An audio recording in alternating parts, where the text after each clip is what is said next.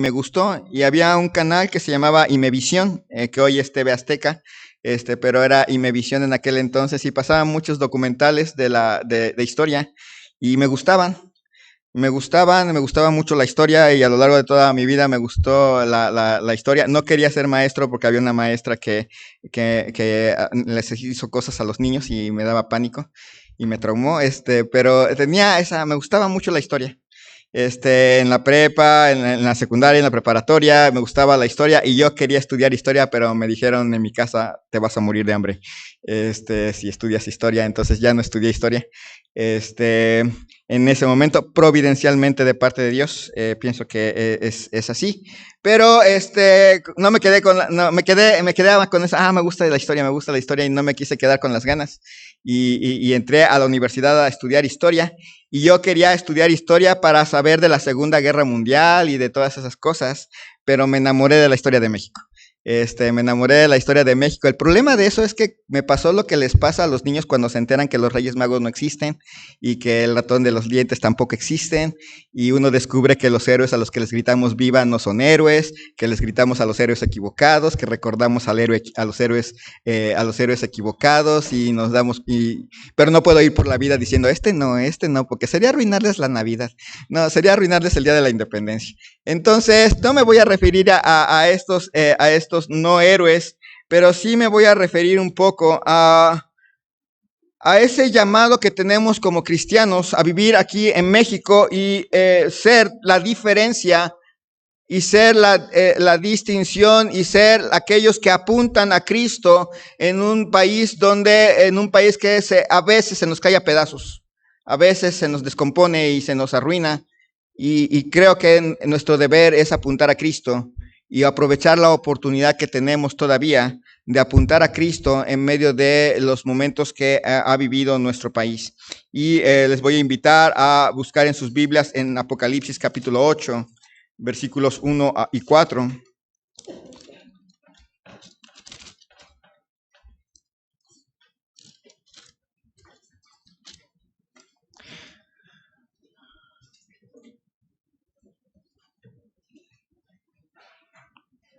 Dice, cuando abrió el séptimo sello, se hizo silencio en el cielo como por media hora, y vi a los 7 ángeles que estaban de pie ante Dios, y se les dieron 7 trompetas. Otro ángel vino entonces y se paró ante el altar con un incensario de oro, y se le dio mucho incienso para añadirlo a las oraciones de todos los santos sobre el altar de oro que estaba delante del trono. Y de la mano del ángel subió a la presencia de Dios el humo del incienso con las oraciones de los santos. Y el ángel tomó el incensario y lo llenó del fuego del altar y lo arrojó a la tierra, y hubo truenos y voces y relámpagos y un terremoto. Vamos a orar. Señor y Dios, te doy gracias en esta tarde por que nos has concedido la vida. Gracias, Señor, porque nos permites vivir en este país, y lo has hecho con propósito. Estamos aquí no por equivocación. Estamos aquí y vivimos en esta etapa de la historia de nuestro país con buenos propósitos, con un propósito más allá de llenar el espacio en nuestra nación. Nos has dejado nacer aquí, conocer a Cristo en este país y vivir en este país para honrarte, glorificarte y llamar a otros mexicanos a hacer lo mismo, a llegar a Cristo como su Salvador personal y a vivir para alabarte y glorificarte por el resto de sus vidas. Bendice, Señor, a cada uno de nosotros en este tiempo. Te ruego, en el nombre de Cristo Jesús. Amén. En la época en que se escribió Apocalipsis había persecución, y había oración, y había dolor. Y hay que recordar algo que a veces se nos olvida por al estar aquí en este templo, se nos olvida que no siempre ha sido fácil ser cristiano en México. No siempre fue fácil, no siempre fue sencillo profesar fe cristiana en México. Aún hoy en día profesar ser cristiano en algunas partes del país no es fácil. Y para otros, en otro sentido, no es sencillo porque competimos contra muchas cosas. Los primeros bautistas que llegaron a nuestro país llegaron hace más de 100 años. No es una denominación nueva en México. Llegaron los bautistas en 1868. Ahí llegaron los primeros bautistas. Y sí, a veces en otras reseñas que se han hecho aquí, pues ponen como ejemplo a Benito Juárez por haber por haber dado la libertad de creencia en nuestro país, pero no vino acompañado de proteger a esos creyentes. Llegaron a nuestro país, se plantaron en nuestro país y eran perseguidos en nuestro país.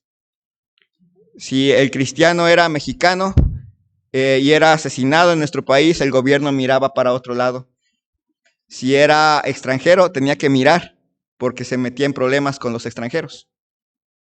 Y durante años nuestro país estaba en ese grupo de países que hoy llamamos de esa ventana donde era ilegal ser cristiano. De hecho, cuando nuestro anterior pastor llegó, no había permisos para los extranjeros para predicar el evangelio en México. El evangelio, ese permiso se abrió hasta 1993. Entonces, es también muy reciente. Antes de 1993, ningún extranjero podía venir a México y predicar el evangelio, venir como misionero. Podía venir y podía predicar, pero tenía que venir con visa de turista. No siempre fue fácil. Conquistar libertad de creencia fue difícil. Llegar al punto de que ahora confundimos creencia con tolerancia y no son lo mismo. Nos toleran. Mientras no les hagamos feo a sus cosas, nos toleran.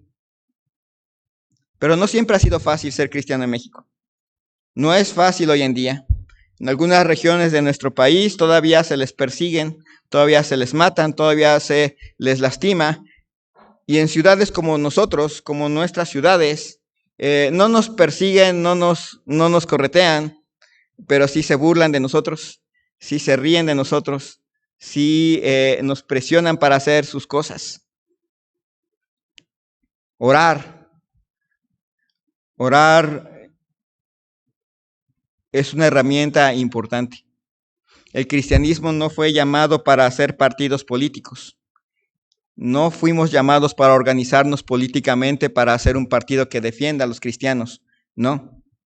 Pero sí somos llamados a orar. Sí somos llamados a orar insistentemente. ¿Se acuerdan que habíamos visto esa revista que nos dejaron para orar por las gentes que eran perseguidas? Y venía un artículo sobre mexicanos. Orar por los mexicanos que están siendo perseguidos por causa de su fe. Es parte de nuestro deber. Es parte de nuestro deber orar por nuestros niños que van a escuelas públicas donde el sistema educativo se burla. Orar por ellos. Orar mientras tengamos la libertad, porque llegará el momento en que ya no seremos libres. Ustedes se han dado cuenta que ahora hay leyes que impiden, que pueden ser interpretadas como una prohibición para que alguien de ustedes o yo mismo pueda testificarle a una persona de la comunidad LGTB. Lo puede asumir la otra persona como un intento de terapia de conversión y nos puede llevar a la cárcel cuando simplemente les queremos compartir el evangelio. Y podemos terminar siendo perseguidos por lo que decimos aquí en el púlpito, por lo que decimos allí en casa.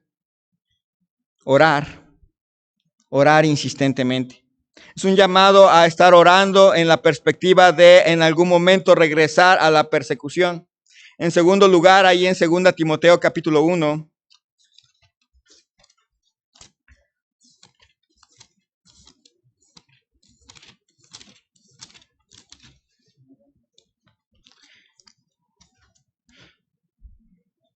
Segunda Timoteo capítulo 1, versículos 13 y 14. Retén la forma de las sanas palabras que de mí oíste, en la fe y el amor que es en Cristo Jesús. Guarda el buen depósito por el Espíritu Santo que mora en nosotros. Este es un llamado también a retener la forma de las sanas palabras. Cuando llegaron los primeros bautistas a México, el primer gran grupo de bautistas eran de la Convención del Sur. Los bautistas independientes fundamentales llegaron después, mucho después tomando en cuenta que ellos surgen hasta finales del siglo XIX, para que lleguen a México va a tomar casi un siglo. Y hoy en día el mexicano bautista creyente está en un llamado a permanecer fiel a la sana doctrina. Cuando miramos a la historia moderna, podemos ver dos clases de fundamentalismo entre los cristianos bautistas. Hay un fundamentalismo que está siempre de moda, que habla de regresar, según ellos, a las convicciones sanas. Y el énfasis de sus predicaciones son: no usen pijamas con gatitos porque es pecado, no se peinen con trencitas porque es pecado, no se pinten el cabello porque es pecado, no hagan esto, no hagan aquello, y así se la pasan, y todo el tiempo es regresar a esa normatividad. Y está un fundamentalismo histórico, que es regresar a lo que la Biblia dice. Es estudiar la Biblia. No son lo mismo. Parece que son lo mismo. Y el otro fundamentalismo es el más popular, el más común que vamos a encontrar, pero está lejos del fundamentalismo real. El fundamentalismo real nos lleva a regresar a la Biblia. Así sencilla. Como está, agarrar nuevamente la Biblia, a abrirla y alentar a leerla, y alentar a vivirla, y alentar a predicarla. Esa es nuestra responsabilidad. Regresar al estudio bíblico. Regresar a la sencillez de la palabra de Dios, pero al mismo tiempo la majestuosidad y la hermosura de la Biblia. Es sencilla, pero a la vez es hermosa. Es sencilla, pero a la vez es poderosa. Y dejar de estar predicando ideas, gustos personales, opiniones privadas, y regresar a la Biblia. El cristianismo mexicano no es un cristianismo de siglos. Si vemos que tiene nada más, un poquito más de 100 y tantos años, vemos que no tenemos una tradición de cristianos como lo tendría Alemania o Estados Unidos o Inglaterra. México tiene una tradición muy joven, pero sería muy triste que esa tradición joven creciera aprendiendo a no predicar Biblia, a no amar Biblia, a no vivir Biblia. Que sí, no usara pijamitas de gatitos, y eso fuera todo su fundamentalismo, pero no Biblia. Es un llamado a orar. Es un llamado a permanecer fieles a la palabra de Dios. Gálatas capítulo 2, versículo 16.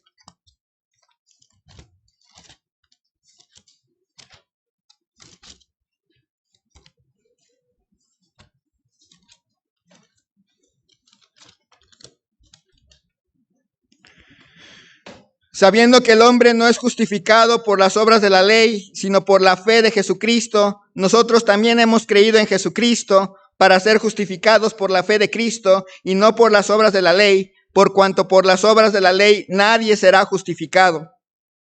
Es un llamado a predicar la gracia.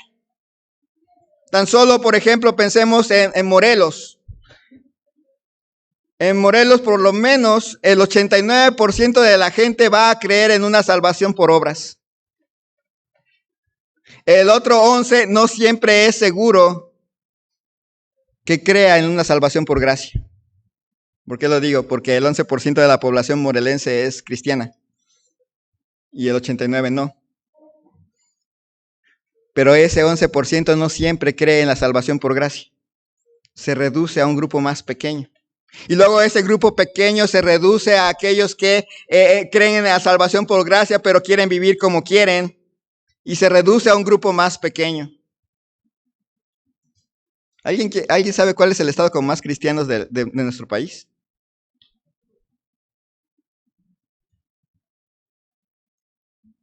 El hermano Enrique nos puede soplar. Chiapas. Chiapas es el estado con más cristianos en nuestro país, con el 40% de su población. Le sigue Tabasco con más del 15% y luego Morelos con más del 11%. Entonces ya se imaginarán, hay estados como Aguascalientes donde el 99% de la población profesa ser católica.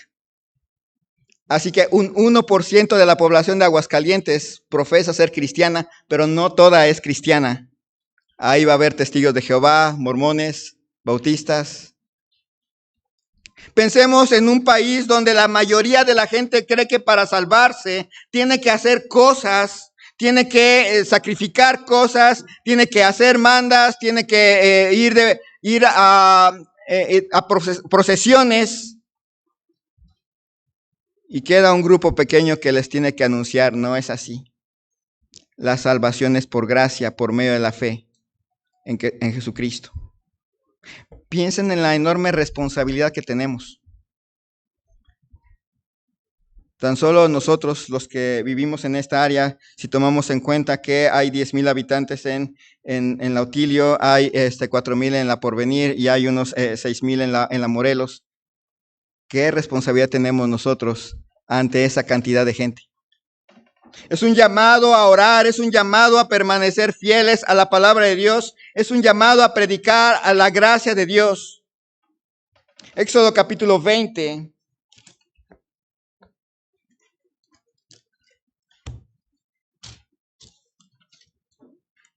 Versículos 2 y 3. Dice, yo soy Jehová tu Dios que te saqué de la tierra de Egipto, de casa de servidumbre. No tendrás dioses ajenos delante de mí. Una de las características del mexicano es que le gustan los héroes. Si ustedes se fijan, no voy a hacer un examen de cuántos héroes pero hay de la independencia, pero Miguel Hidalgo y Costilla es uno solo. No piensen que son tres. Es un solo héroe. Pero está Miguel Hidalgo y Costilla, está Morelos, está Vicente Guerrero, antes está Aldama, está, ¿quién más? Allende. Nada más es cuestión de aprenderse las calles del centro y ya tienen ustedes a todos los héroes y el Pípila. Y están ahí los héroes, tenemos ahí ya del lado de la Revolución a Zapata, a Villa, a Venustiano Carranza, y tenemos una enorme fascinación por los héroes. No hay ningún monumento al soldado caído. No sé si ya se fijaron, no nada más Zapata luchó la Revolución. Más o menos casi 1,000,000 de mexicanos murieron en la Revolución. Y no hay un monumento al soldado desconocido.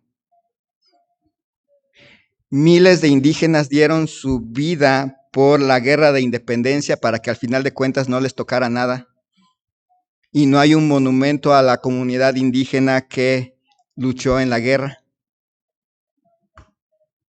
Tenemos una enorme fascinación por los héroes, los niños héroes del castillo de Chapultepec, pero no hay ningún monumento a todos los ciudadanos de la Ciudad de México que murieron por evitar que su ciudad fuera ocupada por las tropas enemigas.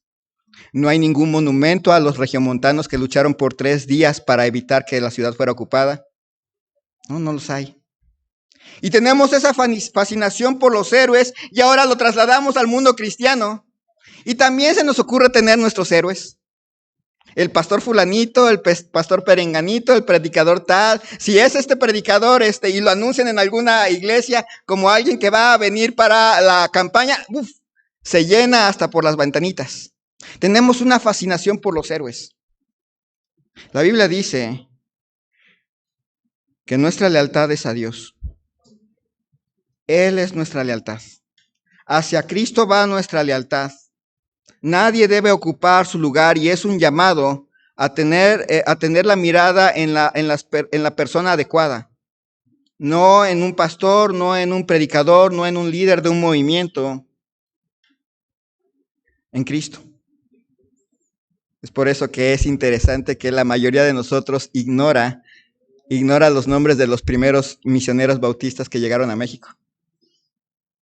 No hacemos muchos monumentos a ellos. Tenemos más monumentos a predicadores del siglo XXI que a los que llegaron primero, que tenían nombres y que tenían apellidos. Pero porque nuestra mirada debe estar en la persona adecuada, Cristo. Y a lo largo de los años que están por venir, siempre tenemos que recordar, Cristo es en primer lugar. Es un llamado a orar, es un llamado a permanecer fiel a la palabra, es un llamado a predicar de la gracia de Dios, es un llamado a tener a Dios, a Cristo en primer lugar. Génesis capítulo 50, versículo 20.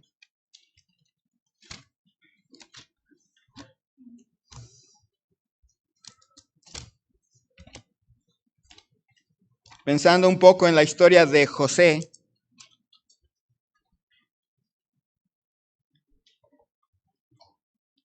Vosotros pensasteis mal contra mí, mas Dios lo encaminó a bien para hacer lo que vemos hoy, para mantener en vida a mucho pueblo.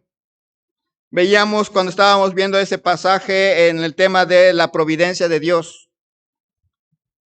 Vimos que la providencia de Dios es el poder de Dios en acción en favor de su pueblo.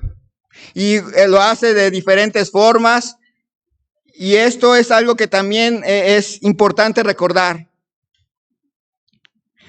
Dios reina. Él nunca ha perdido el control.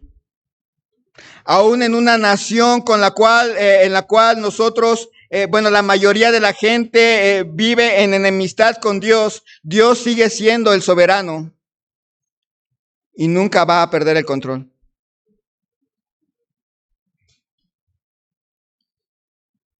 Esto es algo importante. Los que nacimos en México por la providencia de Dios. Dios en su bondad nos hizo nacer aquí. No nos vamos a comparar con otros países, pero las hermanas estarán muy agradecidas de no haber nacido en un país musulmán. La mayoría de nosotros estamos muy agradecidos de no estar en un país en guerra directa con otro país, porque estamos en una guerra interna muy terrible. Pero agradecemos ser mexicanos. El español es bonito, ¿verdad? Nuestra historia es muy rica, la comida es deliciosa. O sea, no comemos pastel de hígado como en otro país, allá del otro lado del Atlántico. No comemos nada más arroz.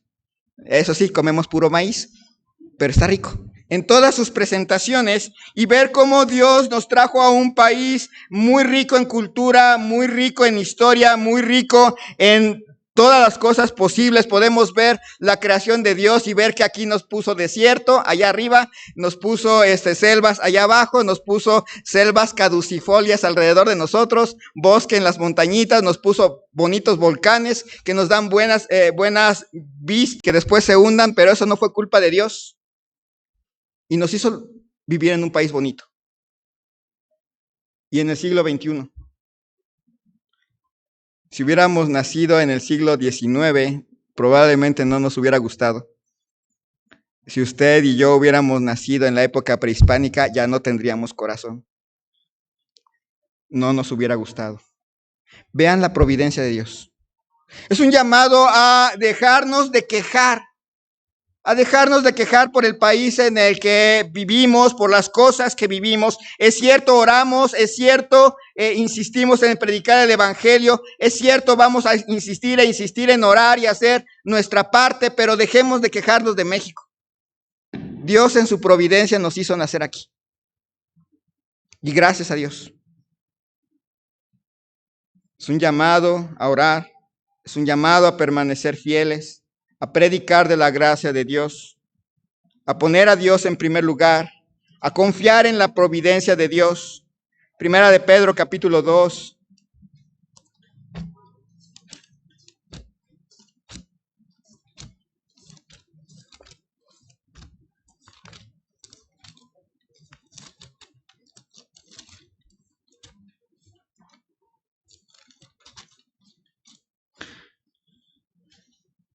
Primera de Pedro, capítulo 2, versículos 9 y 10.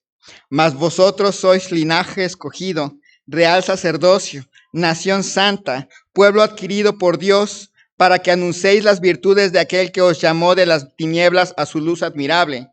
Vosotros que en otro tiempo no erais pueblo, pero que ahora sois pueblo de Dios, que en otro tiempo no habíais alcanzado misericordia, pero ahora habéis alcanzado misericordia.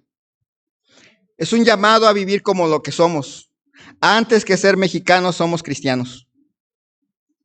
Antes que eso, somos cristianos. Hay cosas muy bonitas del mexicano que tenemos bien arraigadas. Somos un pueblo hospitalario. Nos caracterizamos por ser muy hospitalarios. Somos muy amables. Somos gente cuyas tonaditas de idioma nos hacen ser cantaditos de una forma en el sur y de otra forma en el norte, pero hablamos muy bonito. Tenemos una riqueza lingüística preciosa. Pero el llamado al cristiano mexicano es en primer lugar a brillar como lo que es. Desgraciadamente, como mexicanos cristianos, a veces lo que queremos hacer es parecernos lo más que se pueda a otros mexicanos, pero precisamente agarramos lo peor. Nos caracteriza que si decimos ahorita, no sabe la persona si ahorita es ahorita o es dentro de 10 años. Nos caracterizamos por ser impuntuales, por no leer. Esa es una característica mexicana horrible, porque si lo aplicamos a la Biblia, ya saben por qué algunos no leen. Y nos gusta parecernos a esa informalidad del mexicano en lugar de agarrar las cosas preciosas que tenemos como cultura y darle el toque mexicano a la fe cristiana. Imagínense cristianos que viven como cristianos, pero le agregan esa resiliencia, esa resistencia a continuar y a ser perseverantes. Somos un pueblo perseverante. Somos un pueblo, como les digo, hospitalario. Somos el pueblo de los diminutivos. ¿Ya se fijaron? Decimos muchos diminutivos y eso nos caracteriza por encima de todos los latinoamericanos. ¿Saben de dónde los sacamos? Tenemos una amplia herencia prehispánica y los prehispánicos, para mostrar cariño, hacían diminutivos las palabras. Para mostrarle cariño a su papá, le decían papito, decían mamita, hermanito. Si le mostraban cariño a alguien, si entra a su casita, quiere unos frijolitos. Luego regañamos a alguno porque alguien dice Diosito. Estamos en México. Decir Diosito no estaría mal. Estaría diciendo Dios con respeto. Pero si se lo oye a un venezolano o a un peruano, entonces sí regáñelo, porque ellos sí están haciendo diminutivo a Dios. Nosotros no. Somos un país con una herencia tremenda que debería de cuidar, de evangelizar a sus pueblos indígenas, que debería de cuidar, de evangelizar a cada una de las personas y brillar como lo que somos. Antes de ser mexicanos somos cristianos y eso deberíamos de hacer notar en este país. Los que creemos que no, no creemos que el que no tranza no avanza. Nosotros no creemos eso. Nosotros creemos en la honestidad. Aprendemos a ser honestos, a mirar de frente y a decir la verdad. Somos cristianos antes que mexicanos. A ser amables, con hospitalidad cristiana, a leer. Si usted se avienta la Biblia en un año, estará leyendo más que la media del mexicano. Estará leyendo 66 libros al año. Ya se fijó, supera la media mexicana, que creo que no supera ni el libro. Es un llamado a vivir como lo que somos, un llamado a orar, un llamado a permanecer fiel, un llamado a predicar de la gracia de Dios, un llamado a tener a Dios en primer lugar, un llamado a confiar en la providencia de Dios, un llamado a vivir como lo que somos y finalmente un llamado a evangelizar. Ahí en Hechos capítulo 1.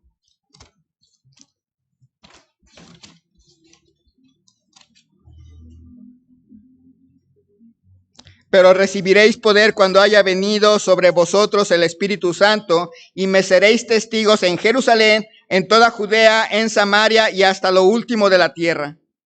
Es un llamado a evangelizar, y aunque nos emociona participar de las misiones foráneas, de enviar un misionero a otro país de América, a otro país en una misión transcultural, recuerde esto. El 72% de los mexicanos no son cristianos. Y eso, imagínense, de 126 millones de personas, 132 en la última estimación. ¿Cuántos millones son?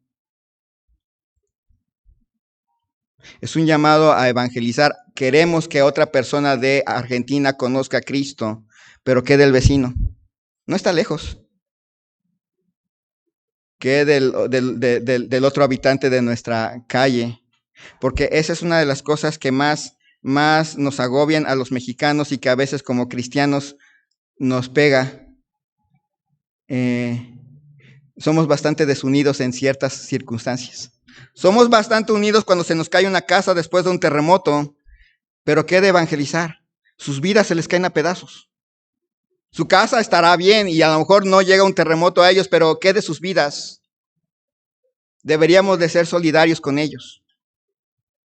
Es cierto, perdimos terriblemente la costumbre de salir a evangelizar por casi más de 10 años de no salir. Y nos cuesta trabajo regresar. Sí, es cierto, estábamos viendo los candidatos que les vamos a presentar y decía nuestro hermano Rodolfo algo muy cierto. Tenemos que equilibrarlo con misioneros mexicanos que van a México. Misiones en nuestro país también son misiones. El que va a algún grupo étnico, el que va a alguna ciudad, en nuestro país también son misiones. Y es un llamado de nosotros, en primer lugar, a empezar nuestra obra misionera saliendo de este lugar,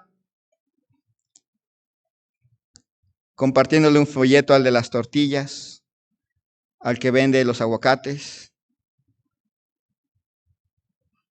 a otras personas.